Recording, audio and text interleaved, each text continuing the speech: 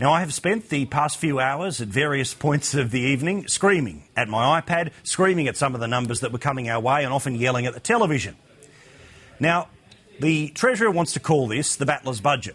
I want to call it the Xbox budget. I want to call it the Xbox budget with more than enough left over to buy a series of games and maybe even a plasma too.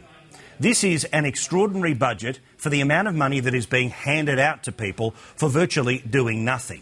If you meet the various criteria, this is how much money is coming your way as a result of this budget.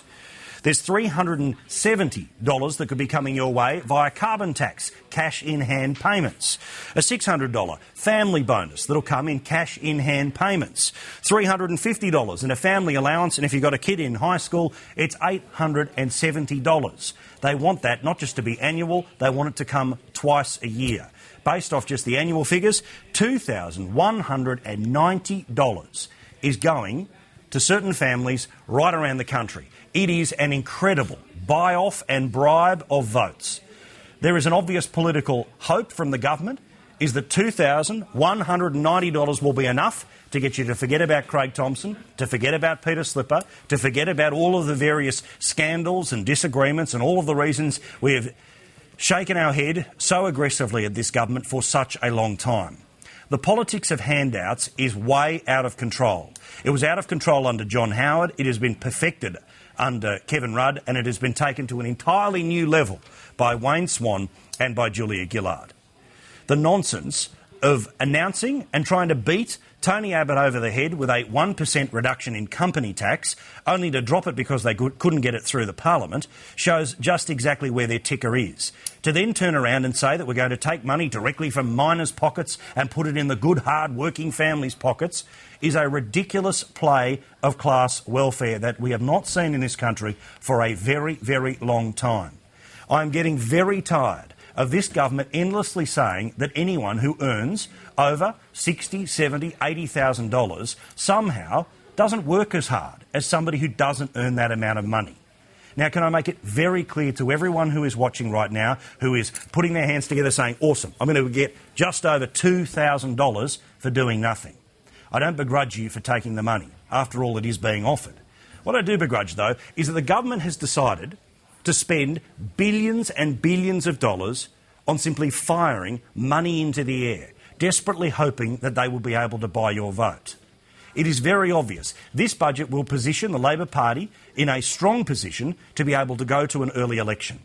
If any one of the scandals of their own making blow up in their face, or should I say blow up even more in their face, there will be a fistful of dollars that will be in plenty of voters' pockets. But you should know what types of voters those people are. Those people do need assistance. However, the types of people who will not get most of this assistance are people like senior teachers, senior police officers. You will not get money under this budget. It is an extraordinary document for its, well, bald-face attempt to try and buy your vote. If you've ever wondered how much does it cost to buy a vote in Australia, I can tell you what the number Wayne Swan's been thinking, $2,190. The Liberal Party turned around today, and Joe Hockey, extraordinarily in the past couple of hours, has said that they're not going to block most of these payments, which means both sides of politics have got some explaining to do. If you're going to spend $5 billion to buy people's votes, why not spend $5 billion actually doing something for not just this election, but what about future generations? What about building things? What about fixing things? What about doing something?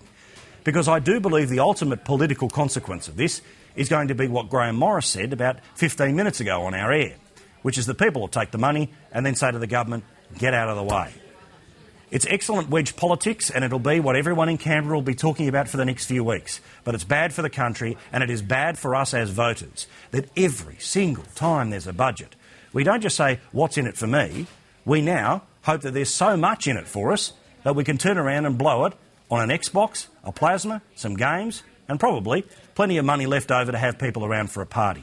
I hope that this money genuinely helps people, but just like the stimulus checks, just like the John Howard tax cuts, this money will end up in shopkeepers' pockets, and that money will end up going overseas. It is a blatant attempt to buy votes. It'll be successful in the short term, and tomorrow the Prime Minister will rarely appear in places where she'll have to answer tough questions. I bet she'll be all over FM radio tomorrow saying, I want to help out families and I want to give out $2,000, and she'll try and put the devil horns on Tony Abbott as being the evil person who's going to stop this money coming out.